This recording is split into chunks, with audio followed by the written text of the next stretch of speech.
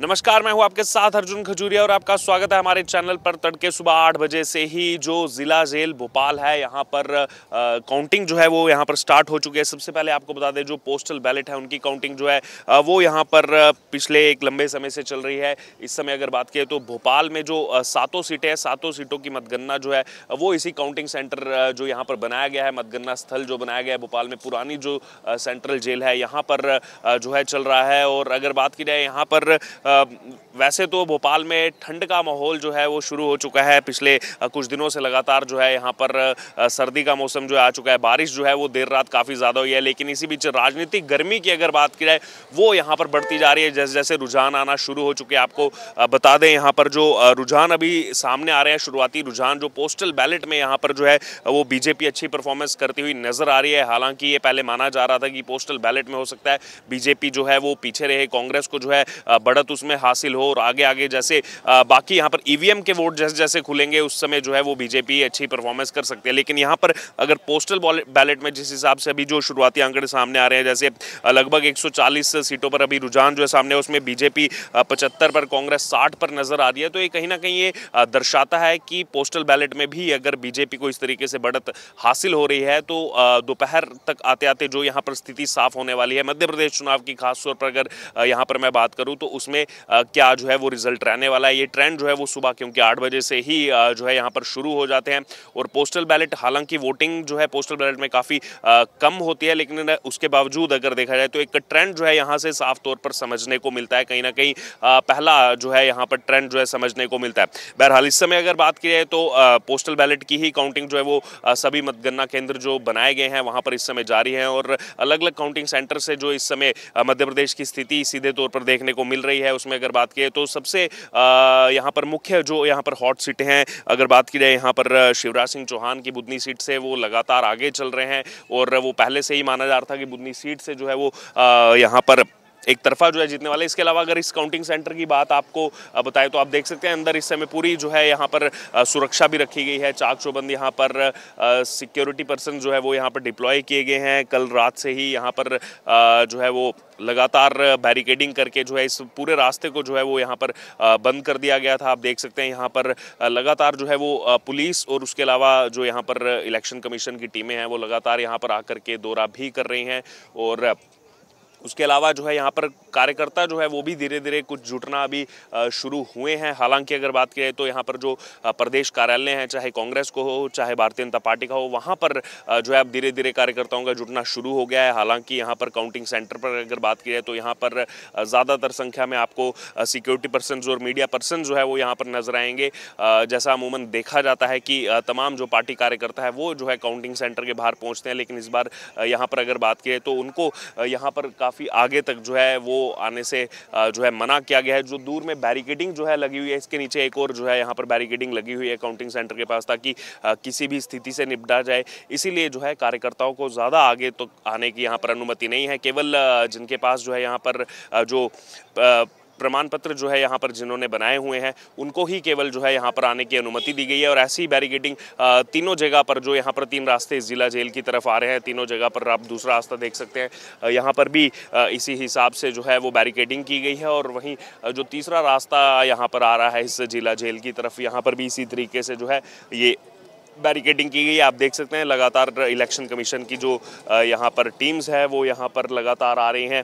अलग अलग counting centre से जो रिपोर्ट सामने आ रही है वहाँ पर लगातार जो है इलेक्शन कमीशन की टीम्स जो है वो दौरा कर रही हैं। और इसी बीच अब जो है वो ट्रेंड धीरे धीरे आगे बढ़ता जा रहा है। 147 सीटों पर ट्रेंड जो है वो सामने आ चुका है, जिसमें बीजेपी अभी 80 पर। और ये सबसे बड़ी बात, इसमें अहम बात यह है कि पोस्टल बैलेट्स के भी आंकड़े जो है वो यहाँ पर सामने आ रहे हैं। तो पोस्टल बैलेट में बीजेपी अच्छी परफॉर्मेंस करती हुई मध्य प्रदेश में सीधे तौर पर नजर आ रही है। 147 सीटों में 80 सीटों पर अभी जो है वो बीजेपी आगे चल रही है।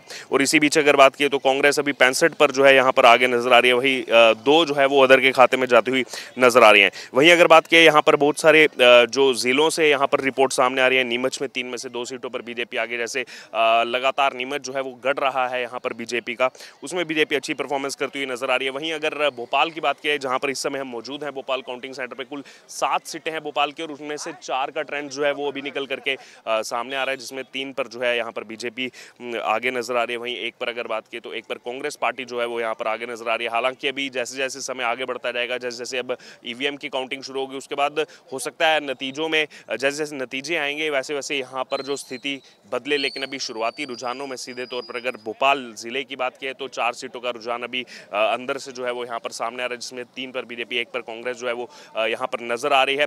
पहले अगर यहाँ पर बात की जाए तो पहले से ही माना जा रहा था कि भोपाल की जो सीटें हैं उनमें सीधे तौर पर 3 सीटों पर जो है वो कांग्रेस आगे आ सकती है, 4 सीटों पर बीजेपी जो है वो यहाँ पर अपनी जीत का परचम लहरा सकती है। लेकिन अब देखना होगा क्या यहाँ पर कुछ बदला है, क्या वही पुराना ट्रेंड जो भोपाल का लगातार रहा है क्या वही चलता आएगा। उसके अलावा अगर आसपास के जिलों की भी बात की जाए तो यहाँ पर जैसे सीहोर है और सीहोर में ही हॉट सीट जो है वो बुधनी है, जहाँ से मुख्यमंत्री शिवराज सिंह चौहान जो है वो चुनाव लड़ रहे हैं। और वहाँ से लगातार जो रिपोर्ट सामने आ रही है उसके मुताबिक अगर बात करें तो काफ़ी आगे जो है वो यहाँ पर शिवराज सिंह चौहान यहाँ पर चल रहे हैं और सीहोर से भी बीजेपी जो है वो अच्छी परफॉर्मेंस करती हुई यहाँ पर नजर आ रही है। बहरहाल इसी बीच अब यहाँ पर देखना होगा, जैसे क्योंकि ईवीएम पर नजरें इसलिए हैं क्योंकि इस बार महिलाओं ने बढ़ चढ़कर जो है वोटिंग की है मध्य प्रदेश चुनाव में। और पूरा मध्य प्रदेश चुनाव जो है वो कहीं ना कहीं अगर बीजेपी के एंगल से देखा जाए तो खासतौर पर मुख्यमंत्री शिवराज सिंह चौहान की अगर बात की जाए तो उन्होंने हर जगह पर जो लाडली बहना योजना का जो है हर रैली में जो जिक्र किया है और बाद में केंद्रीय नेतृत्व की तरफ से भी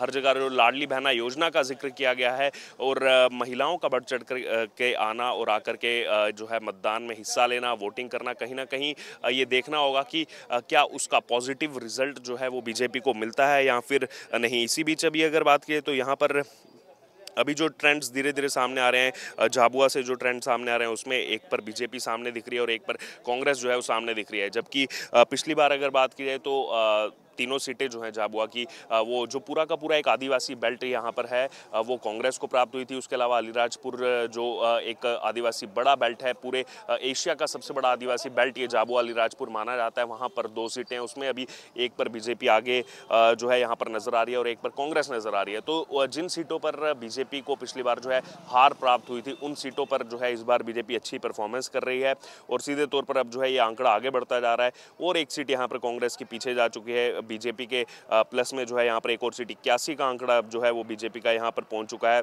उसके अलावा अगर बात करें तो नीमच से लगातार जो रिपोर्ट्स आ रही हैं, नीमच की 3 में से 2 सीटें, क्योंकि बीजेपी लगातार अपना गढ़ जो है वो यहाँ पर मानती रही है नीमच को और वहाँ से लगातार वोट जो है वो बीजेपी को अच्छी खासी संख्या में मिलता रहा, तो वहाँ से जो है बीजेपी अच्छी परफॉर्मेंस करती हुई नजर आ रही है। वहीं अगर यहाँ पर बात की जाए तो मंदसौर में बीजेपी के लिए इस बार अच्छी खबर सामने आ रही है। 4 सीटों में से अभी 3 सीटों के रुझान सामने आ रहे हैं और मंदसौर में 2 सीटों पर बीजेपी आगे चल रही है जबकि 1 पर कांग्रेस आगे चल रही है। वहीं रतलाम में 5 में से 1 सीट पर अभी आंकड़े सामने आ रहे हैं जिसमें 1 पर बीजेपी जो है आगे चल रही है। और रतलाम खुद अगर सिटी की बात की जाए तो वहाँ से बीजेपी काफ़ी ज़्यादा स्ट्रॉन्ग जो है वो नज़र आ रही है, वो लगातार हमने आपको रिपोर्ट्स भी दिखाई थी वहाँ के लोगों की। इसी बीच अगर बात की जाए तो यहाँ पर शाहजहाँपुर में भी जो है 1 सीट पर बीजेपी यहाँ आगे चल रही है।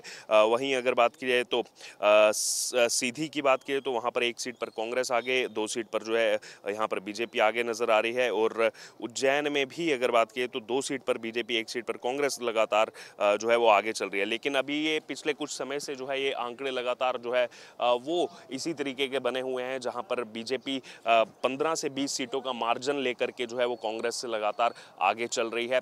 और जैसे जैसे यहाँ पर काउंटिंग आगे बढ़ती जाएगी, जैसे जैसे ईवीएम बैलेट जो है वो एक साथ खुलेगी, उसके बाद यहाँ पर सीधे तौर पर समझ में आएगा कि कितना ज़्यादा डिफरेंस जो है वो यहाँ पर वोट्स का क्या मार्जिन बढ़ेगा, क्या कम होगा। लेकिन अभी तक के शुरुआती रुझानों से जो पोस्टल बैलेट से यहाँ पर नज़र आ रहा है तो इसमें बीजेपी मध्य प्रदेश में अच्छी परफॉर्मेंस करती नजर आ रही है और लगातार 15-20 सीटों से कांग्रेस से आगे नजर आ रही है।